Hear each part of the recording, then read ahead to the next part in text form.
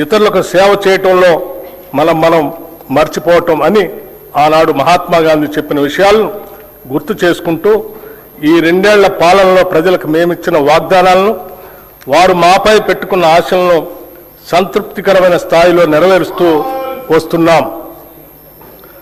గత ప్రభుత్వం చేసిన ఆర్థిక మరియు వ్యవస్థల విధ్వంసాన్ని సరిచేస్తూ పాత అప్పులను వాటి వడ్డీలను కట్టుకుంటూనే పాలనను గాడిలో పెట్టాం. ఆర్థిక క్రమశిక్షణను పాటిస్తూనే ప్రజలకిచ్చిన వాగ్దానాలను నెరవేర్చడానికి శక్తి వంచన లేకుండా కృషి చేస్తున్నాం. అభివృద్ధిలో తెలంగాణ రాష్ట్రాన్ని దేశంలోనే నెంబర్ 1 స్థానంలో నిలబెట్టాలన్నదే మా లక్ష్యం. అందుకోసమే అహర్నిశలు శ్రమిస్తున్నాం. ఈ 2 ఏళ్లలోనే రాష్ట్రానికి రికార్డు స్థాయిలో పెట్టుబడులు తీసుకురాగలిగాం. ధీరోదాత్తుడు ఎన్నడూ తనకు ఎదురైన అవరోధాలకు బెదరుడు. అవరోధాలనే అవకాశాలుగా మలుచుకొని ముందుకు సాగుతాడు. మేమెంచుకున్న లక్ష్యాల వైపు అడుగులేయటంలో ఎన్ని అడ్డంకులు ఎదురైనా లెక్క చేయక ముందుకు సాగుతున్నాం. ప్రజల నుండి పన్నుల రూపంలో వచ్చిన సొమ్మును తిరిగి వారి అభ్యున్నతి కోసమే వెచ్చిస్తున్నాం. ప్రతి పైసాకు మేము కాపలాదారులుగా ఉంటున్నాం. ఆదర్శవంతమైన పాలనలో రాష్ట్రాన్ని దేశానికే తలమానికంగా నిలబెడుతున్నాం. సుస్థిర రాజకీయ వ్యవస్థ, పటిష్టమైన ప్రణాళిక, దూరదృష్టి, ప్రజలకు మేలు చేయాలనే పట్టుదల మమ్మల్ని నడిపిస్తున్నాయి. ప్రపంచ పరిస్థితులు ఏ విధంగా ఉన్నా తెలంగాణ ప్రజానికం పట్ల, వారి అభ్యున్నత పట్ల అత్యున్నతమైన చిత్తశుద్ధితో ఈ బడ్జెట్ని రూపకల్పన చేశాం. అధ్యక్ష, బడ్జెట్ అంటే సంఖ్యల చుట్టూ తిరిగే అంకెలు కాదు, ప్రజల చుట్టూ తిరిగే సంఖ్యలు. బడ్జెట్ ప్రజల జీవన స్థితిగతుల మార్పుకు దోహదపడే లెక్కలు. తెలంగాణ ప్రజల ఆశలు, ఆశయాలను నిజం చేసే సంకల్ప పత్రమే ఈ బడ్జెట్. రాష్ట్ర సమగ్రాభివృద్ధికి అద్దం పట్టేలా దీన్ని రూపొందించాం. రాజ్యాంగ విలువలకు కట్టుబడి పారదర్శకతతో పాలన సాగిస్తున్నాం. గొప్పల కోసం మేము అబద్ధాలు చెప్పం. ఈ ప్రభుత్వం వాస్తవాల పునాదుల మీద పనిచేస్తుంది. మభ్యపెట్టే మాయమాటలు చెప్పం. ప్రశ్నించిన వారిని దూషించడం మా నైజం కాదు. బాధ్యతతో ఎవరు ప్రశ్నించినా బాధ్యతతోనే వారికి సమాధానం చెప్తాం. అది ప్రజల పట్ల, ప్రజాస్వామ్యం పట్ల మాకున్న చిత్తశుద్ధి. అనేక సవాళ్లు మరియు ఆర్థిక ఒత్తిళ్లను ఎదుర్కొన్నప్పటికీ తెలంగాణ రాష్ట్రం బూడిదలోంచి ఫినిక్స్ పక్షి మళ్లీ లేచినట్లు అభివృద్ధి దిశగా వడివడిగా ముందుకు సాగుతుంది. ప్రజల సంకల్పం, ప్రభుత్వ దృఢ నిశ్చయంతో రాష్ట్ర ఆర్థిక వ్యవస్థకు పకడ్బందీగా పునాదులు వేస్తున్నాం.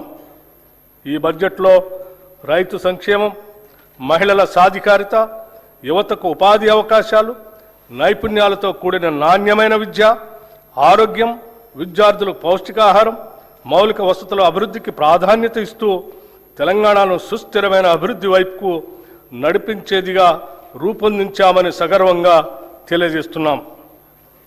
తెలంగాణ అస్తిత్వానికి మరియు సంస్కృతికి, సాంప్రదాయాలకి, పండుగలకి మా ప్రభుత్వం పెద్దపీట వేసింది. తెలంగాణ రాష్ట్ర అవతరణ దినోత్సవ రోజున కవులు, కళాకారులు, ప్రముఖులను మా ప్రభుత్వం సత్కరించింది. అందశ్రీ రచించిన జయ జయ హే తెలంగాణ గీతాన్ని రాష్ట్ర గీతంగా ప్రకటించాం. తెలంగాణ తల్లి విగ్రహాన్ని రైతు, శ్రామిక, మహిళా రూపురేఖలతో స్థానిక సంప్రదాయాలు ఉట్టిపడేలా రూపొందించాం. తెలంగాణలో అతిపెద్ద గిరిజన జాతర అయిన మేడారం సమ్మక్క సారలమ్మ జాతరను అత్యంత వైభవంగా నిర్వహించాం. వనదేవతల గద్దెల ప్రాంగణాన్ని చారిత్రక కట్టడాల మాదిరిగా రాతితో నిర్మించాం. కోయ వంశీయుల చరిత్రను ఈ ప్రాంగణం గోడలపై చిహ్నాలుగా, బొమ్మలుగా ఆదివాసీ పద్ధతిలో చెక్కించాం. తెలుగు చలనచిత్రాలకు తెలంగాణ గదర్ ఫిలిం అవార్డ్స్ పేరుతో అవార్డులు అందజేస్తున్నాం. ఆక్స్ఫర్డ్, స్టాన్ఫోర్డ్ యూనివర్సిటీల తరహాలో మన యూనివర్సిటీల్లో కూడా విద్యా ప్రమాణాలు పెంచాలని ప్రభుత్వం సంకల్పించింది. ఉస్మానియా విశ్వవిద్యాలయం, జవహర్లాల్ నెహ్రూ సాంకేతిక విశ్వవిద్యాలయం, వీరనారి చాకలి ఐలమ్మ మహిళా విశ్వవిద్యాలయాలను అంతర్జాతీయ స్థాయి విద్యా సంస్థలుగా తీర్చిదిద్దేందుకు చర్యలు తీసుకుంటున్నాం.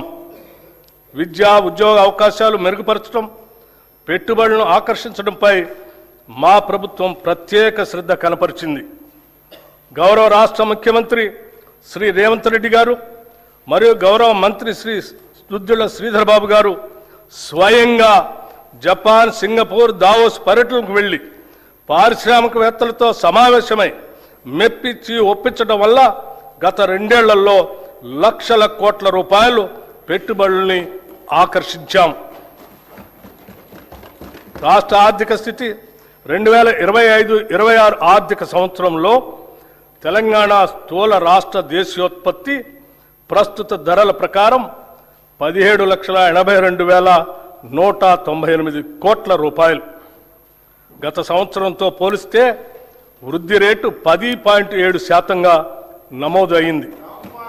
ఇదే సమయంలో దేశ జీడిపి 3,57,13,886 కోట్ల రూపాయలు కాగా వృద్ధి రేటు 8% ఉంది. తెలంగాణ వృద్ధి రేటు దేశ సగటు వృద్ధి రేటు కంటే 2.7% ఎక్కువగా ఉంది.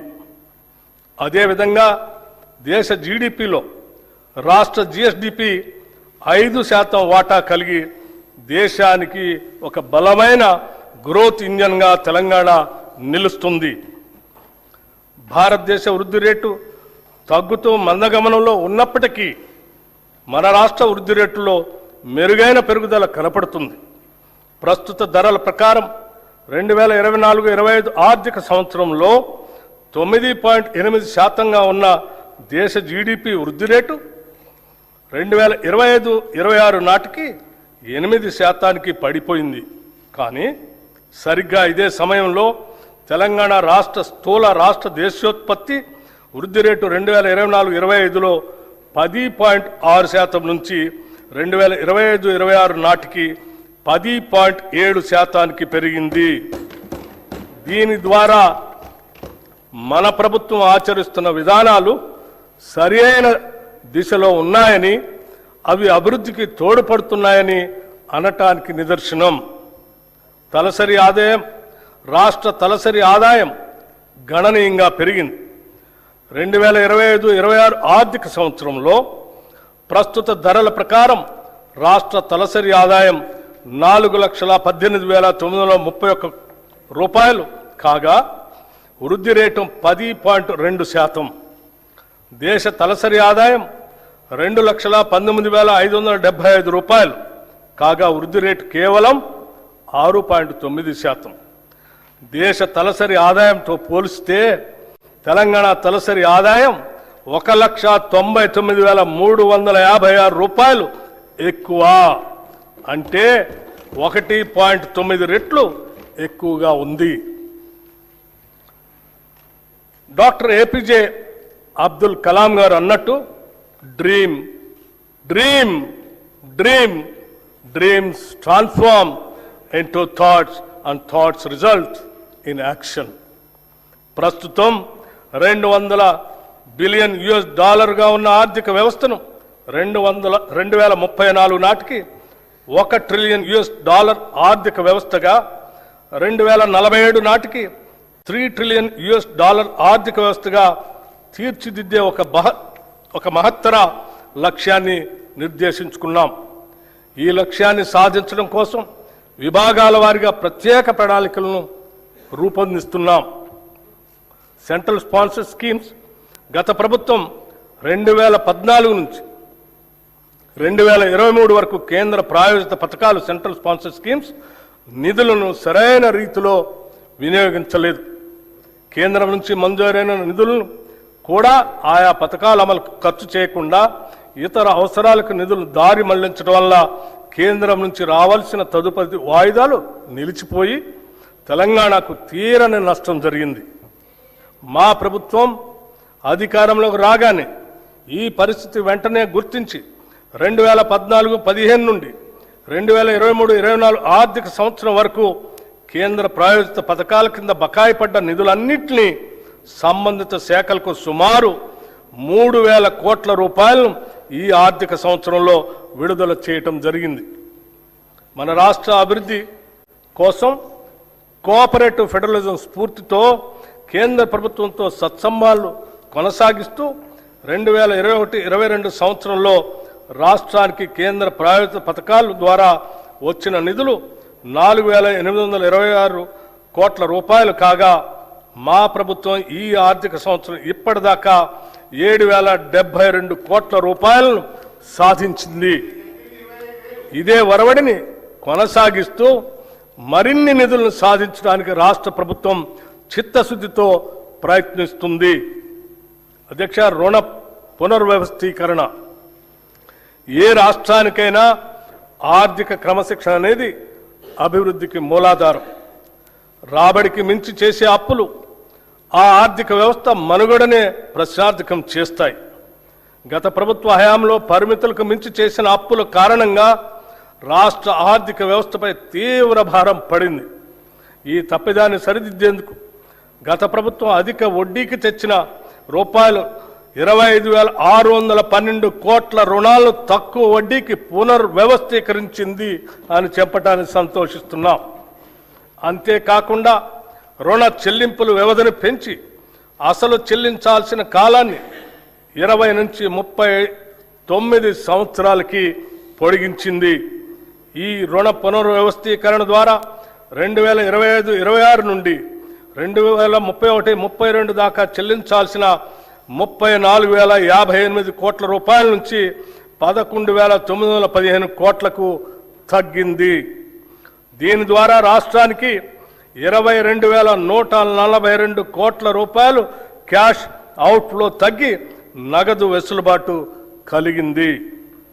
గతంలో టీయూఎఫ్ఐడిసి సంస్థ 10.2% వడ్డీతో తీసుకున్న 172.02 కోట్లు, తెలంగాణ రోడ్డు డెవలప్మెంట్ కార్పొరేషన్ 9.7% వడ్డీతో తీసుకున్న 2,204.06 కోట్ల రూపాయల రుణాలను 8.6% వడ్డీకి రీస్ట్రక్చర్ చేసుకున్నాం. దీని ద్వారా మొత్తంగా ఈ ఆర్థిక సంవత్సరంలో సుమారు 27,988 కోట్ల అధిక వడ్డీ రుణాలను తక్కువ వడ్డీకి మార్చుకున్నాం. 16వ ఆర్థిక సంఘం కేంద్రానికి పన్నుల రూపంలో మనం ఏటా 1,000 కోట్ల రూపాయల ఆదాయం సమకూరుస్తుంటే తిరిగి కేంద్ర పన్నుల పంపకాల ద్వారా మనకు ఇస్తున్నది మనం కట్టే ప్రతి రూపాయలో సగటున 42 పైసలే. జనాభా నియంత్రణ పాటిస్తూ సొంత రాబడి పెంచుకుంటూ దేశ ఆర్థిక వ్యవస్థ వెన్నెముకగా నిలుస్తున్న రాష్ట్రాలకు ఈ పంపకం ద్వారా తీవ్ర అన్యాయం జరుగుతూ వస్తుంది. ఈ చారిత్రక లోపాన్ని సరిదిద్దేందుకు మన ప్రభుత్వం 16వ ఆర్థిక సంఘం ముందు బలమైన వాదనను వినిపించింది. తద్వారా